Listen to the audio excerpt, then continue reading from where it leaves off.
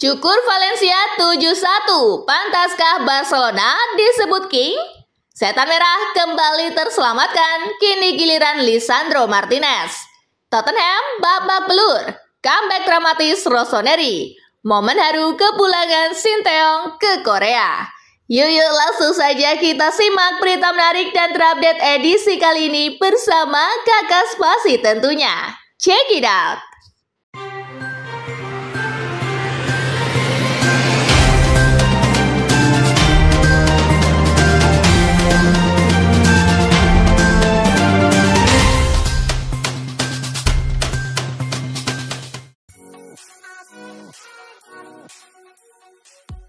Tottenham versus Leicester, Spurs keok lagi. Tottenham menjamu Leicester di Tottenham Hotspur Stadium. Tuan rumah unggul lebih dulu lewat Richarlison pada menit ke-33. Leicester comeback dengan mencetak 2 gol lewat aksi Jamie Vardy di menit ke-46. Dan Bilal El Kanaous 4 menit berselang. Skor 1-2 untuk kemenangan Leicester pun menghiasi pertandingan. Dengan hasil ini, pasukan Ange Postecoglou tercecer ke posisi 15 klasemen sementara dengan 24 poin dari 23 pertandingan. Sementara Leicester naik ke posisi ke-17 dengan 17 poin.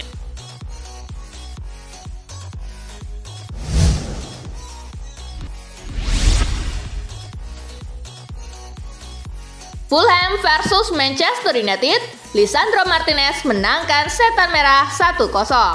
Manchester United harus bekerja amat keras untuk memetik kemenangan tipis 1-0 di markas Fulham. Sepakan terdefleksi Lisandro Martinez jadi penentu 3 poin. Dengan hasil ini, Setan Merah sementara berada di posisi ke-12 dengan raihan 29 poin. Sementara Fulham di posisi ke-10 dengan raihan 33 poin.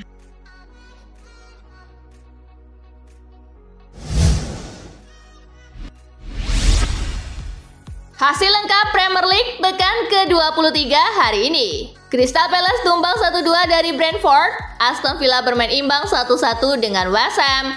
Daftar top skor sementara masih dipimpin oleh Mo Salah dengan perolehan 19 gol.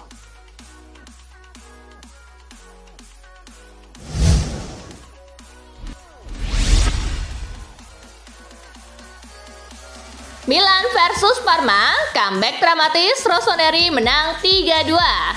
AC Milan versus Parma tersaji di San Siro. Tim tamu mampu unggul lebih dulu melalui Matteo Cancellieri di menit ke-24.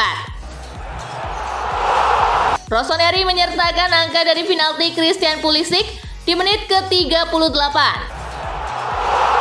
Parma berbalik memimpin berkat gol Enrico Del Prato di menit ke-80.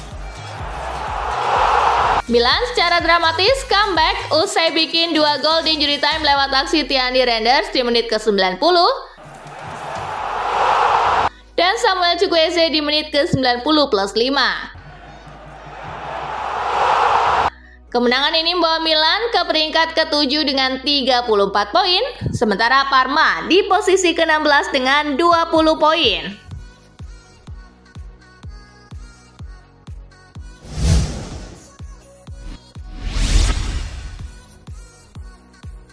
Udinese versus Roma, comeback, Ilupi menang 2-1. Laga Udinese versus Roma digelar di Blue Energy Stadium. Tuan rumah unggul di menit ke-38 lewat aksi Lorenzo Luca. Roma mampu comeback berkat 2 gol penalti yang dicetak oleh Lorenzo Pellegrini di menit ke-50 dan Artem Dovbyk di menit ke-64. Skor 1-2 untuk kemenangan Roma pun menghiasi pertandingan.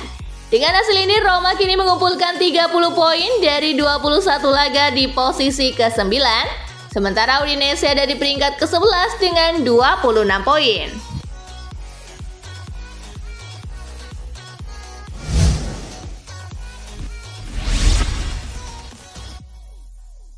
Lecce versus Inter Milan, Nerazzurri gasak Giallorossi. Pada laga di Via del Mare Stadium, Nerazzurri tampil apik dan berhasil menang 4-0 lewat aksi Davide Fratesi di menit ke-6. Lautaro Martinez di menit ke-39. Denzel Dumfries di menit ke-57. Dan Mehdi Taremi di menit ke-61. Dengan hasil ini terkukuh di posisi kedua klasemen Serie A dengan 50 poin dari 21 laga. Lecce di posisi ke-17 dengan 20 poin.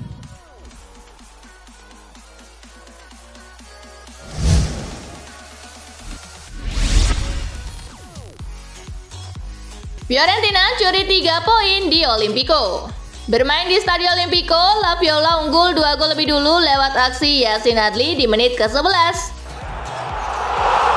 Dan Lucas Beltran di menit ke-17.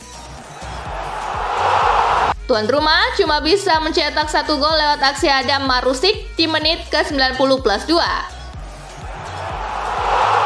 Skor 1-2 untuk kemenangan Fiorentina menghiasi pertandingan. Dengan hasil ini, Lazio masih berada di posisi keempat dengan raihan 39 poin, sementara Fiorentina naik ke posisi ke-6 dengan raihan 36 poin.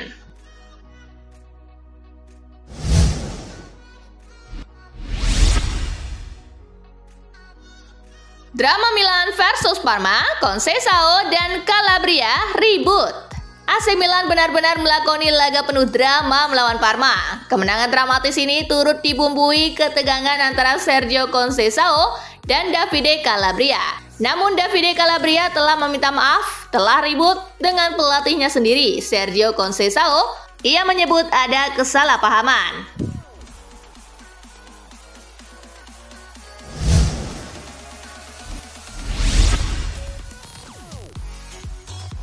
Barcelona versus Valencia, Barca pesta gol 7-1. Barcelona berpesta saat menjamu Valencia. Tak tanggung-tanggung, Barca menang telak 7-1 di laga ini. Ketujuh gol King Barca dicetak oleh Frenkie de Jong di menit ke-3. Ferran Torres di menit ke-8. Rafinha di menit ke-14. Fermin Lopez di menit ke-24. Gol kedua Lopez di menit ke-45+4. Robert Lewandowski di menit ke-66. Dan gol bunuh diri Cesar Tárrega di menit ke-75. Satu-satunya gol Valencia dicetak oleh Hugo Duro di menit ke-59. Kemenangan besar ini menjaga Barcelona di posisi ketiga klasemen La Liga dengan 42 poin dari 21 pertandingan. Sedangkan Valencia belum beranjak dari zona degradasi dengan menempati posisi ke-19 dengan 16 poin.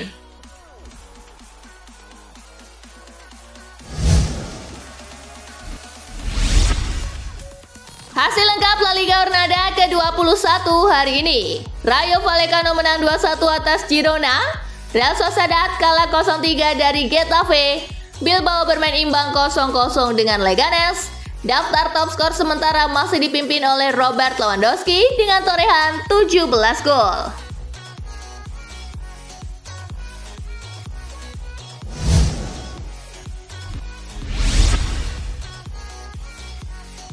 Luar biasa, King Barca sudah cetak 100 gol lebih. Barcelona baru saja menjadi tim pertama di 5 liga teratas Eropa yang mencetak 100 gol musim ini. Dan mereka melakukannya hanya dalam 32 pertandingan. Gol ke-7 ke gawang Valencia menjadikan King Barca sudah mengemas 101 gol.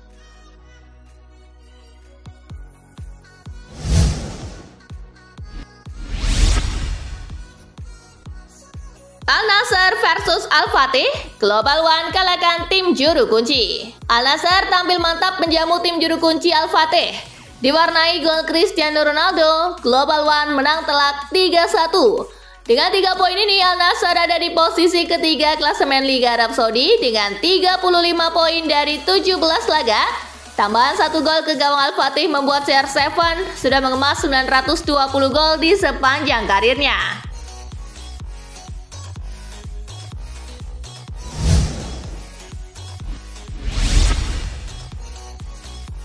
Resmi, Cavendish gabung Borussia Mönchengladbach musim depan. Kevin Dix sudah punya klub baru musim depan. Seperti ramai dikabarkan, Dix akan gabung tim Bundesliga Borussia Mönchengladbach. Kepastian Dix gabung Gladbach diumumkan resmi oleh klub. Dix gabung dengan status bebas transfer setelah kontraknya bersama klub top Denmark FC Copenhagen selesai.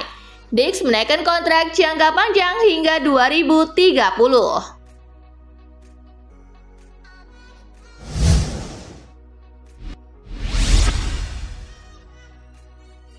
Momen haru kepulangan Shin Tae-yong ke Korea. Shin Tae-yong akhirnya memutuskan meninggalkan Indonesia dan kembali ke Korea Selatan. Kepulangan Shin Tae-yong menuju Korea Selatan ini pun diiringi oleh para supporter yang ikut mengantarkannya. Shin Tae-yong berterima kasih dengan dukungan para supporter. Ia pun mendoakan semoga timnas bisa melaju ke Piala Dunia 2026.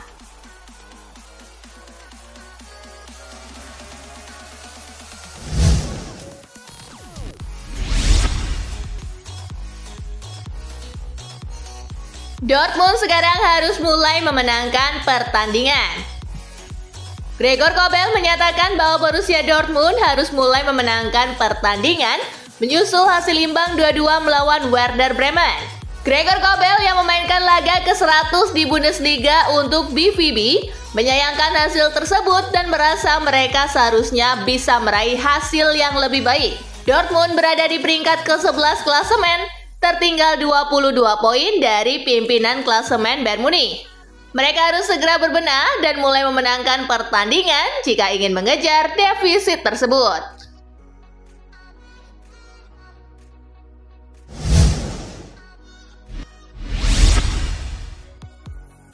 Kontribusi Harry Kane bagi Bayern Munich lebih dari sekedar gol.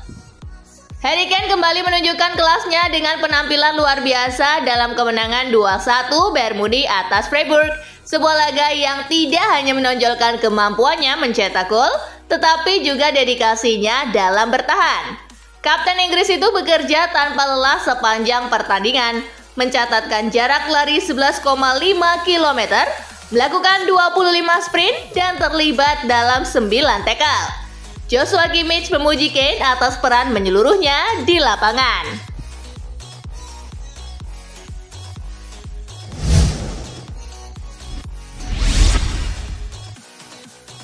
De Rossi jadi pemilik baru klub masa mudanya. Mantan pelatih AS Roma Daniele De Rossi umumkan jika ia adalah pemilik baru klub Serie D Ostia Mare, tim muda yang dibelanya 25 tahun yang lalu. Ini akan menjadi keterlibatan resmi pertama De Rossi dalam sepak bola sejak ia meninggalkan klub kesayangannya, Roma, pada pertengahan September. Ostia Mare saat ini berkompetisi di Serie D. Mereka saat ini berada di posisi ke-14 dalam klasemen Liga.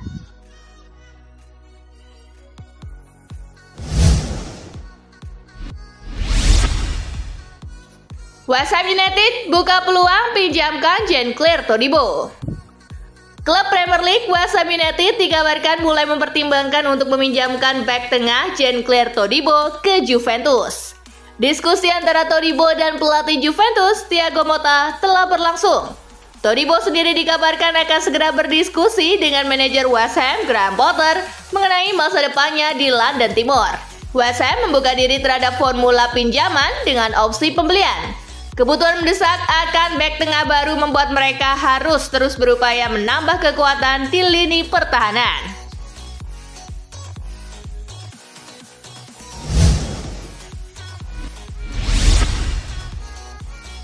Kekalahan dari Bournemouth jadi peringatan untuk Nottingham.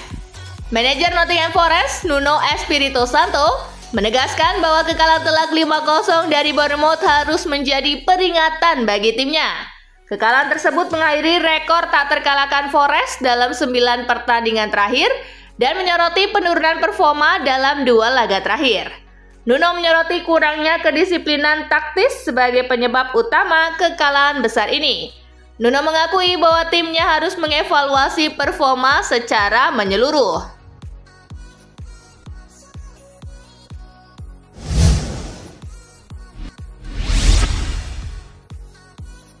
Haaland puji penampilan debut Omar Marmoush. Erling Haaland menyampaikan kekagumannya terhadap rekrutan baru Manchester City Omar Marmoush usai debutnya dalam kemenangan 3-1 atas Chelsea. Menurut Haaland, Marmoush langsung memberikan dampak signifikan dengan kecepatannya dan naluri menyerang yang tajam. Haaland menekankan pentingnya memberikan kepercayaan kepada Marmoush untuk berkembang di lingkungan baru. Ia optimis pemain Mesir itu akan melanjutkan performa apiknya selama membela Frankfurt.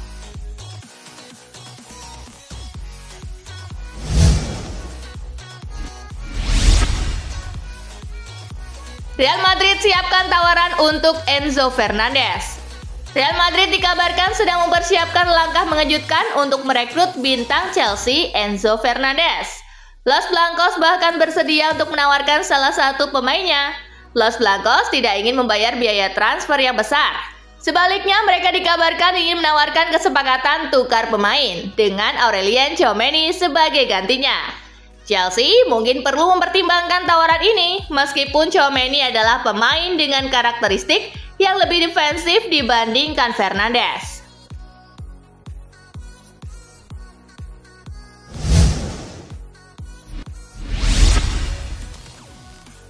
Kylian Mbappe prioritaskan juara La Liga.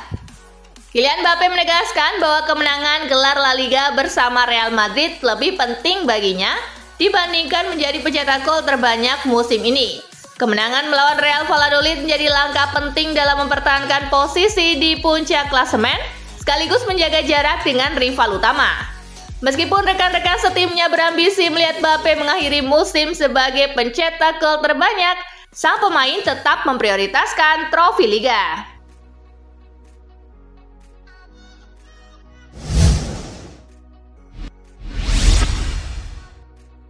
Sejujurnya, Real Betis sangat antusias sambut Antony. Direktur olahraga Real Betis, Manu Fajardo, mengungkapkan bahwa klub sangat antusias dengan kedatangan Antony yang dipinjam dari Manchester United. Pemain sayap asal Brasil itu dipinjamkan ke Betis sampai akhir musim ini setelah menjalani periode sulit di Old Trafford. Klub Spanyol tersebut percaya bahwa Antony dapat memberikan dampak positif, terutama saat mereka di posisi ke-9 klasemen La Liga.